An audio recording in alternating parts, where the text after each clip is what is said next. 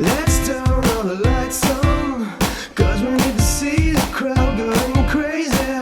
My imagination is running wild. Hey everybody, it's Kat here from Dolly Braid, and today I'm going to do a wee tutorial, and what I'm going to do is I'm going to try and show you how to cover blemishes and imperfections and achieve a medium to full coverage look while covering those imperfections but not looking cakey.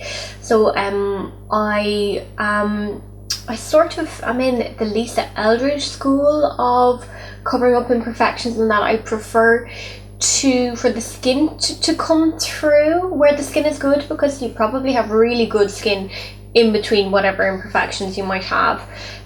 So I do like skin to look like skin, but also I do believe in taking a no tolerance approach when it comes to blemishes. So watch on and see my techniques for giving yourself a sort of a medium to full coverage look while still looking natural but still covering those blemishes and imperfections. Okay, so I'm fresh out of the shower, meaning that I've already cleansed and exfoliated my skin. I do think it's important to use a chemical exfoliant on your skin before you apply makeup, just to sort of even it out and get rid of any flakiness that you might have on blemishes that are healing, or any sort of roughness or texture to the skin, which can happen in people with oily or acne prone skin. So I have used my new Strata glycolic foaming wash in the shower, and I applied my moisturizer, and I have also applied a layer of Cicaplast. Now this isn't the Cicaplast Balm B5, this is the original Cicaplast, and this is a skincare product which is designed for irritated, chapped and post-peel skin. And basically what it does is it forms an antibacterial layer over the skin, and it's designed so that nothing really can penetrate. So it's to keep the skin intact after peels and irritations. And what I find it's good for is preventing oily breakthrough from breaking down my foundation, and also from preventing foundation and powder and that from settling in my pores. So it's also a really nice even smoothing layer. If you have texture problems with your skin, it's probably good. Also, if you have healing spots, it's quite good to apply a layer of that over that too. Next, I think it's very important to use a primer if your skin is oily or acne prone, as again it will act as another layer which will just cover over any texture issues that you have going on, also cover over any spots or any, say, healing areas that you have, to prevent any bacterial oozing. I know that's a TMI, disgusting, but it'll basically form a nice film over it and also help prevent oily breakthrough from breaking down your makeup. So I'm using the Maybelline Baby Skin for this, and again my hands are clean, so I'm just applying this with my fingers.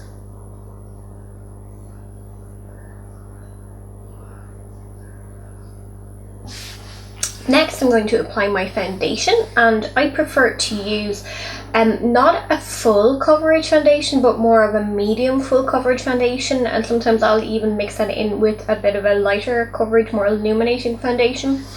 I think when you have acne prone skin, some people can just take a full coverage foundation, just put it over their face just to mask everything, and that's totally understandable, and I totally used to that. But you know what? That isn't fooling anybody. People can just see that you have a face full of foundation. So what I like to do is use a more medium to full coverage, and then use concealer alongside that to cover up any blemishes, and the effect is a lot more natural and a lot less cakey. So the foundations I'm using today are the L'Oreal Infallible 24 Hour and L'Oreal True Match.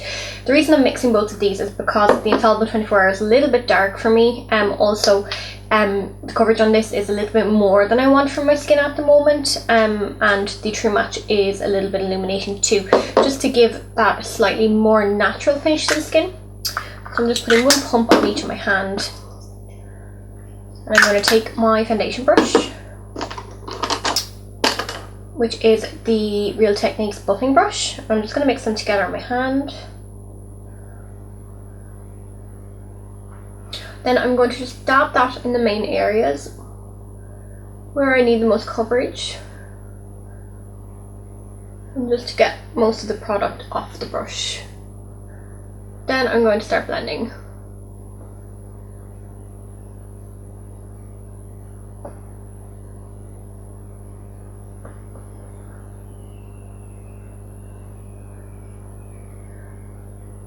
You're going to want to buff it less in the areas where you need more coverage, and then in the areas where you need less coverage, just bring the foundation outwards.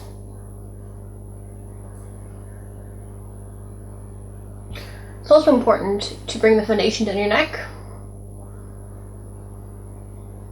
so you don't have the tie line. Bring it behind your ears if you're going to be tying your hair up, and just blend it. Also, if you tend to have pink ears, which I do, and you're using yellow tone foundation, it's going to look really odd, the contrast, so I sometimes take a little bit of more over my ears too. So then just keep buffing and blending until you're happy. Now with that layer of foundation applied, you should be able to see that I still have some problem areas. So I have redness here on my chin, I have a little spot there on my chin, I also have a little spot under here. This part of my nose has a bit of redness, as does either side of my nose. I have a massive spot coming up right there. I'm not sure if that's going to come up or if it's going to stay as a cyst. Hoping it will just go away, but probably not. I also have some healing spots up here and here. A little couple of my hairline as well, here and here. So those are the, oh actually I have a little thread vein here too. So those are the main areas that I'm going to be concealing. Also, I kind of get diffuse redness around my cheek area here. And I have sort of like tear stain marks either side of my eyes and the usual dark circles under my eyes. So I'm going to be using concealer around those areas. And I'm going to be using specific tools and specific concealers for the different areas, because the different areas need different types of concealers. I'm a full believer in the fact that you need to use the right tool for the job, and that is usually a brush that sort of fits the area. So if I have a small little pinpoint blemish to conceal, I'll use a tiny little brush like this. If I have a larger cyst-like blemish like this one that's going on here, I'll use a larger buffing style brush just to get in there. So I have a few different size brushes here that I'm going to be using, and I'll talk you through them for the different areas. So first of all, I'm just going to cover the sort of diffuse redness areas, which will be along here and also kind of in the corners of my eyes. And for that, I would happily use a couple of different products. I could use the NARS Radiant Creamy Concealer, MAC Pro Longwear Concealer. I could also, if the redness was coming through quite badly, use something like the Vichy Derm Blend Liquid Foundation. Today I'm going to use the MAC Pro Longwear just because I want it to last, and this I find has the best lasting power. So just pumping it out into my hand. This is the shade NC15 in case you're wondering. And I'm taking, this is an Eco Tools concealer brush. As you can see, the shape is a little bit just like a small foundation brush, so it will fit these sort of areas quite well. Just what I'm looking for. So I'm just going to take it down the red areas.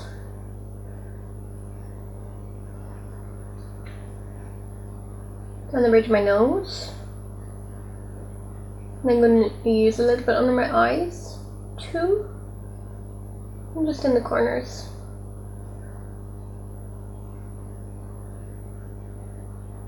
And on this little area here where I have a thread vein. I'm also going to take that down my chin. And also a little bit between my brows. Like so. And I'm actually going to blend this out with my foundation brush, just to give it a bit more of a natural finish.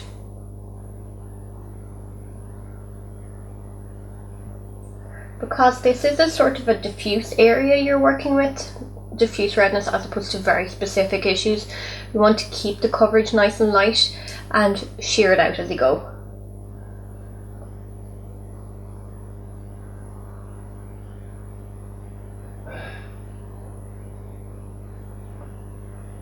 Now I'm just going to take a little bit of the NARS Radiant Creamy Concealer just for my dark circles. I find this one is nice and light reflecting, which is why I'm using it on the darker areas. And I'm just taking it from the wand and I'm putting it onto the back of my hand and I'm going to apply it with a brush. And I'm going to be very specific in where I apply this because I only want it to go on the areas that are dark to cancel them out. So I'm using a teeny little, this is the Real Techniques accent brush. And hopefully these dark circles will disappear.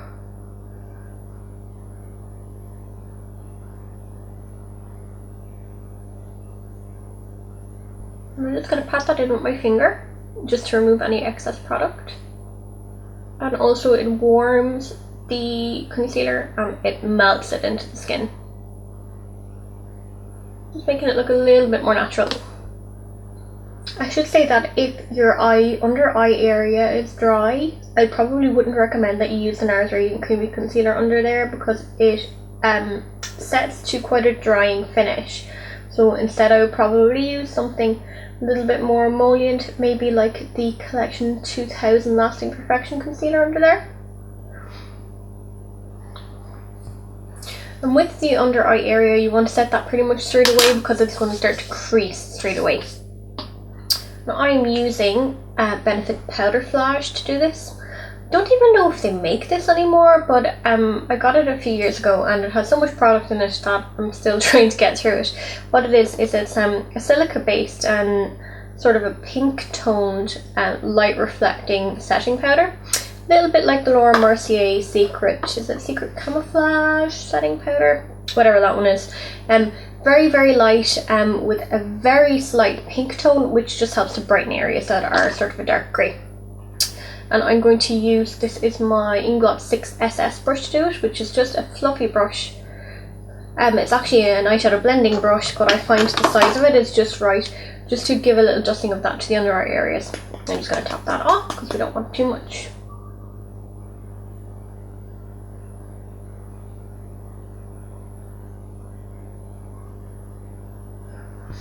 Okay, so now that my eyes are done, I'm going to move on to the more targeted areas. So little spots that I have, say around here, big whopper here, one up here that's healing, one on my chin here.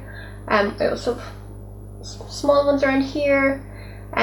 Basically anywhere that needs a targeted concealer application. I'm going to continue to use the MAC Pro Longwear Concealer for this, excepting maybe the really bad one that's there. I'm not sure if the Pro Longwear is going to cover that. If it doesn't, I'm going to reach for my Vichy Derm Blend, which will cover pretty much anything. I'm just going to see how I go and I will explain my application process. So I suppose we'll start with the big one and see what happens.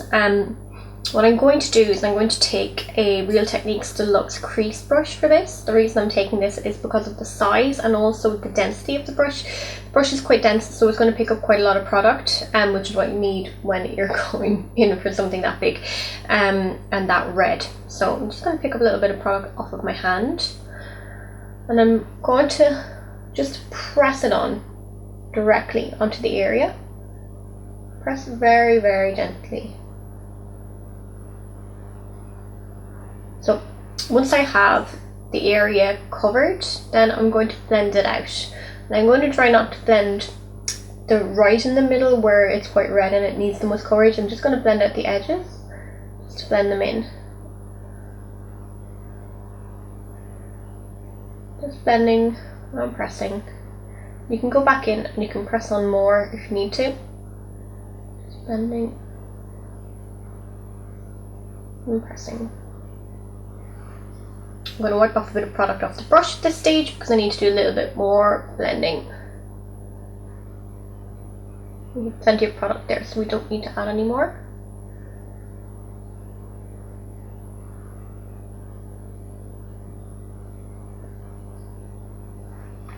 Now you can still see it a little bit, it's still a little bit shadowy, but I'm not worried about that because what I'm going to do now is I'm going to set it, and I'm going to set it with a mineral powder foundation, which will add that little bit more coverage that I need just exactly where the spot is.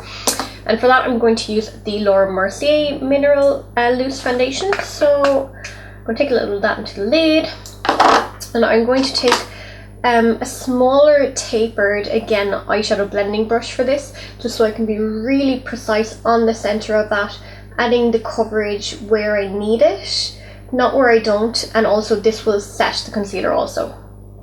I'm just taking a little bit of that on my brush, and I'm going to tap that off, and I'm just going to press it right where I need it. Just sort of pressing and rolling the brush, and then I can blend out around the edges.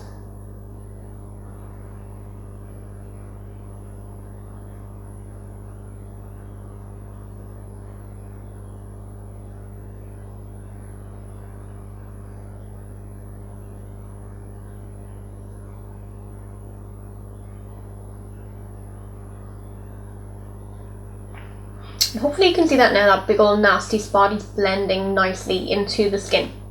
I'm going to do pretty much the same thing just on the other areas where I need to spot conceal with smaller brushes, because they're smaller areas. So I'm going to match the brushes up to the areas. So I'm going to use this little pencil brush up here and here and here and here. Again with the little bit of MAC Pro Longwear that is still on my hand. So I'm just going to press it on. I'm going to blend those now. Just going to press this in here.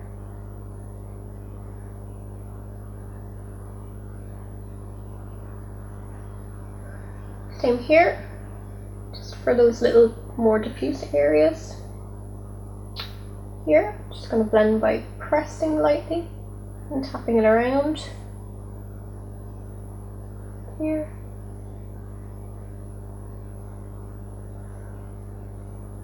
Here. Here. I also actually have a little spot in my hairline. I'm just going to go in with what's left on the brush for that. And if you find you've used a little bit too much product, you can just go in with your clean fingers and just tap it, because it will lift any extra product and it will also melt the product into the skin a bit better. So now I'm going to start them with the same powder foundation.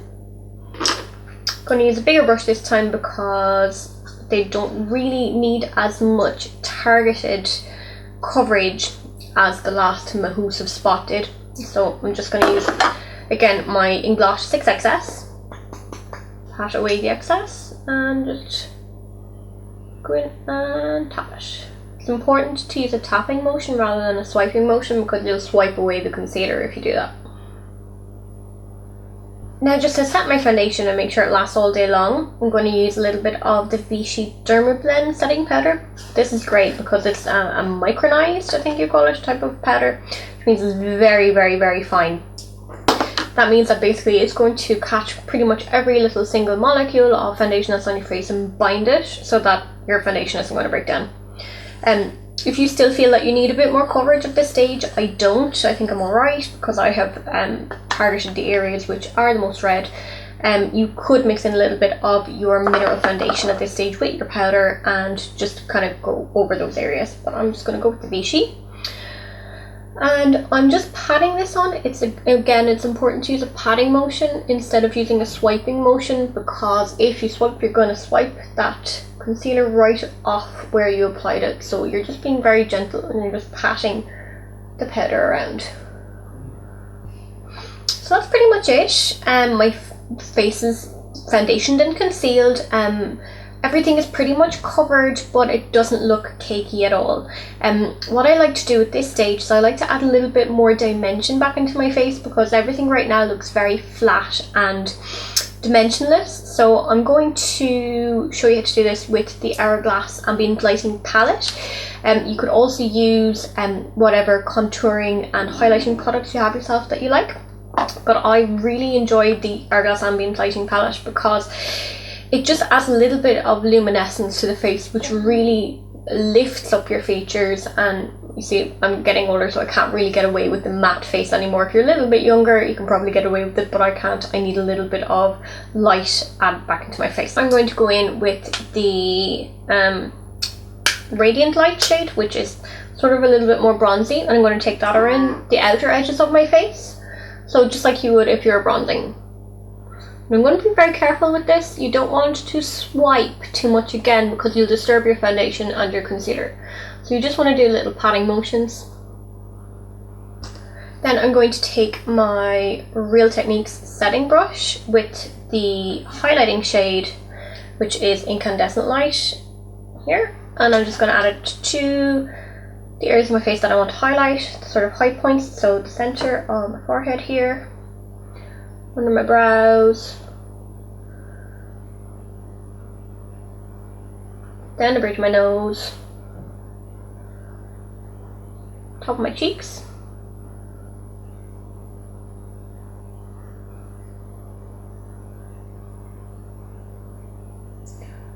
I'm going to take a teeny little bit just in where I have sort of tear staining here, just to lighten it up a little bit, and a little bit just on my chin and on top of my lip, right there. Now I'm just going to give that a little blend with my original powder brush that I used. This is the Real Techniques powder brush. Just going to pat it around again. I'm not swiping because I don't want to disturb any of the concealing that I did. Just patting it around just to blend the highlighting and contouring that I did. So that's pretty much it. Hopefully you can't see any of my imperfections right now, and hopefully my face doesn't look too cakey. What I would do from here is I would put on a little bit of blush. I then do my eyes and my lips and my brows. Then I would set everything with a setting spray. At the moment I'm using the NYX Dewy Finish setting spray. I like to use a dewy finish spray because I've used so much powder on my face that it can come across a little bit powdery if I don't. So that will just add a little bit of dewiness back into the skin. But you know, this is pretty much it. I'm going to go ahead and do the rest of my face anyway. But I think this looks alright.